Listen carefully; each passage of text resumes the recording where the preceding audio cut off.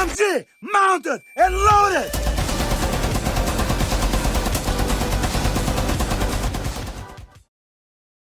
Welcome to this edition of Chanka News Network. Today we'll be discussing the history and influence behind the map Kafe.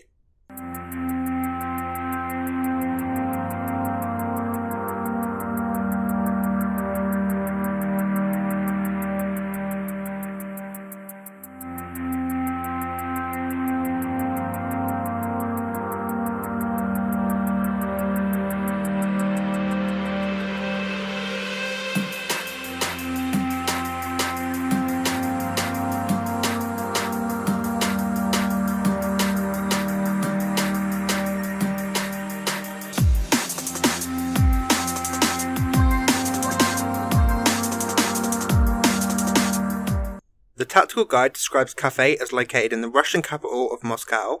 This medium-sized map shows a sumptuous traditional cafe next to the Volga River. With an opulent architectural style on the ground floor, the building offers a large dining room, an impressive kitchen spread over several rooms, and even a bakery shop. As for the two upper floors, they include a beautiful reading room, an elegant cigar store and lounge, and even a museum dedicated to trains. Now, with the concept art, this is probably one of the most accurate concepts that's made it into the game. I could only find this one picture, but the art looks almost the exact same as the in-game map. Some of the windows in-game have been replaced by metal, but that's because of balancing. The only difference I can notice in the design is there's no Christmas trees on the roof in the concept art, and the building looks half white, half brown, whereas in the game, it's all brown, but there's white pillars and the white window frames. With the real-life location, I think Kafe is probably one of the best-known real-life locations. The map is based on Kafe Pushkin in Moscow. You can see in these photos that some of the map resembles their Kafe like for like. The downstairs bar, the bakery, the main restaurant all look very similar. There's also this room which looks similar to the dining room in the map, but they may have replaced the pillars for balancing reasons. Kafe Pushkin does not have a train museum built into it, and I'm not exactly sure why it was that UB did this. Possibly just for more cover, but if you have any idea what it was, let me know in the comments. Why it's in the game. I don't have any 100% proof of what this is based on, but I think it's a mixture of two events. The first is the Moscow theatre hostage crisis, which I'll be covering in another video. So all I'll say is it happened in 2002. There was 170 deaths and 700 injuries. The other event is the 2014 Sydney Kafe crisis. The Sydney hostage crisis, as it's also known as, happened in 2014. This would match up with when the game was in development, as it was released in 2015, so they would have had a year, probably a little bit longer, to add it into the game. The Sydney hostage crisis, which I'll just call the Sydney siege from now on, was a hostage taken in a linked cafe. The cafe was much smaller than the one we have in game, probably being just as big as reading room, maybe a little bit bigger. A man walked into the cafe with a shotgun, shut the doors, and made all hostages stand at the windows with their hands up. What happened next has to be one of the worst handlings of a hostage negotiation that I know of since the 2002 Moscow theatre crisis, which coincidentally is the other event I think this map could be based off. The hostage taker asked for an ISIS flag, for the Christmas lights over the road to be turned off, and to speak to Tony Abbott, the Prime Minister of Australia.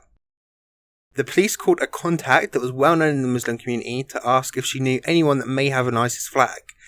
She was unsure but said she would ask around. Instead of letting her find one, the police allegedly spied on her, noting the people she contacted for the flag. Whilst doing this, they got their own, and in the next few days raided the people that had been called. The police gathered an Oskrig team to turn off the Christmas lights, but they were sent home before they could do so, even though the siege was still ongoing. And Tony Abbott said he was too busy to talk to the hostage taker. The negotiators also failed to answer phone calls from the hostages multiple times during the siege. There was also a listening device planted into the cafe, but the negotiators were never told about it. 6 hostages then escaped, and the hostage taker shoots them, but not hitting any. 10 minutes later, he takes one of the hostages and executes them. The police then throw in 11 flashbangs and raid the building. 2 policemen shot 22 bullets. The police bullets killed another hostage and injured several more, as well as another officer. During the inquest, it was said by an armed policing expert that 11 stun grenades was way too many, and another expert said it was disappointing that it took 12 seconds to get inside the building.